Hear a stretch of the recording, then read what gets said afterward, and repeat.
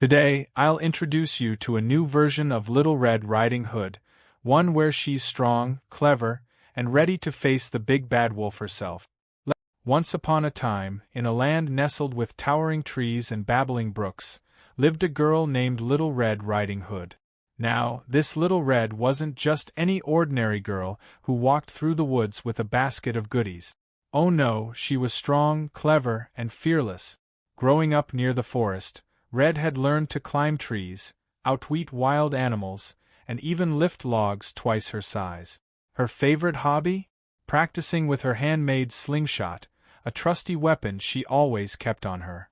But there was one thing she loved even more than her woodland adventures: visiting her grandma, who lived just beyond the forest. Every Sunday, Red would put on her signature red hooded cloak, pack up some treats, and walk the familiar path to Grandma's cozy cottage. One sunny morning, Little Red was preparing her basket of goodies: a loaf of freshly baked bread, a pot of honey, and some berries Grandma loved. She'd just slipped on her red hood when she overheard two squirrels chattering in panic nearby.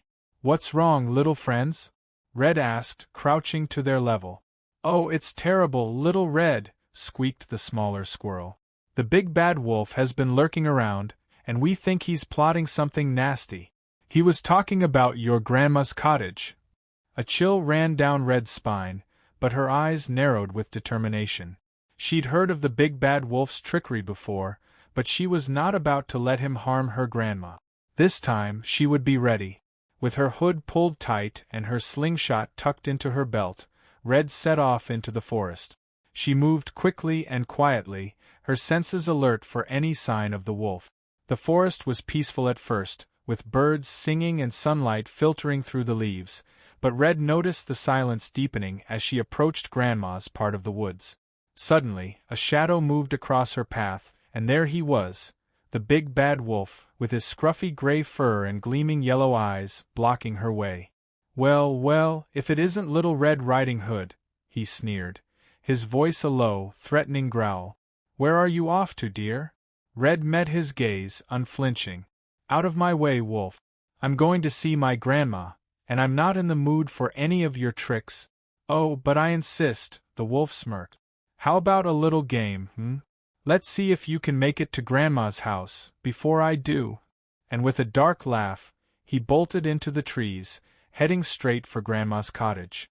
Red's heart raced, but she wasn't scared, she was ready for him. "We'll see about that," she muttered, setting off at a sprint. Red had a plan. She knew the forest like the back of her hand, every shortcut, every hidden path. She darted through the trees, leaping over rocks and roots with ease, taking a route only she knew. She could hear the wolf's howls echoing through the forest as he ran, but she was gaining ground. About halfway there, Red spotted a clearing ahead, a perfect spot for an ambush. She slipped off the main path, crouched behind a thick bush, and readied her slingshot, loading a sharp pebble. Sure enough, the big bad wolf barreled into the clearing, sniffing the air, his eyes gleaming with excitement. "Little Red," he called mockingly, "are you lost? Shall I come find you?" With a grin, Red pulled back her slingshot and let the pebble fly. Thwack! It struck the wolf right on his nose. "Ow!" he yelped, rubbing his snout. "Who dares?" Before he could finish, Red stepped out from her hiding spot. "Looking for me?" The wolf snarled. "You think a little pebble is going to stop me?" Red shrugged. "I thought it'd be a good warm-up." And with that, she bolted towards Grandma's house, leaving the wolf fuming behind her. Red arrived at Grandma's cottage just moments before the wolf, who was now more furious than ever. She burst through the door to find Grandma sitting in her rocking chair, knitting away, seemingly unaware of the danger lurking just outside. "Grandma, we have to get ready," Red whispered, closing the door and locking it tight. "What's all the fuss, dear?" Grandma asked calmly, though a sparkle of understanding glinted in her eyes. She knew Red was a tough cookie. "No time to explain," Red said. "We have a wolf problem." Just then, there was a loud scratching at the door. "Little Red, let me in," the wolf called in a sickly sweet tone. "I just want to chat." Red quickly scanned the room. She spotted a heavy cast-iron frying pan hanging over the stove, a broom by the door, and a bundle of garlic hanging from the ceiling. She motioned for Grandma to grab the broom while she reached for the frying pan. Grandma nodded, gripping the broom like a knight with a lance. "Ready when you are, dear." With a furious growl, the wolf kicked down the door and lunged into the room. His eyes locked onto Grandma, but before he could get any closer, wham! Red swung the frying pan, hitting him square on the head. The wolf staggered back, dazed, only to be met by a sharp poke from Grandma's broom. "Out, you mangy mutt!" Grandma shouted, jabbing him with surprising strength. "Why, you little," the wolf growled, baring his teeth. But Red was already moving, circling around him, dodging his snapping jaws and swiping claws. She grabbed her slingshot again, this time aiming at the garlic bundle above him. With a well-placed shot, the garlic fell onto his head, filling the air with its pungent smell. The wolf gagged and staggered, trying to shake off the garlic. "What is this?" he coughed, looking utterly defeated. Seeing her chance, Red raised her frying pan one last time and swung it with all her might. The clang echoed through the room as the wolf fell to the ground, finally knocked out cold.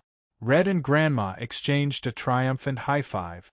They quickly tied up the wolf with Grandma's knitting yarn, wrapping him up tightly from head to tail. When he finally came to, he could only squirm helplessly, glaring up at them with defeat in his eyes. "Oh, don't look so glum, Wolfie," Red chuckled. "Next time, maybe try picking on someone your own size." Red and Grandma hauled the wolf out of the cottage and left him tied to a tree in the middle of the forest. Word quickly spread among the woodland animals about how Little Red Riding Hood had defeated the big bad wolf, and the forest became a safer place. From that day on, whenever Red walked through the woods, the animals would cheer and wave, and the wolf? Well, he never dared to bother Little Red or her grandma again. And so, Little Red and her grandma continued their Sunday visits, sharing stories and treats, knowing they'd always have each other's back. And that's the story of Little Red, the Wolf Slayer.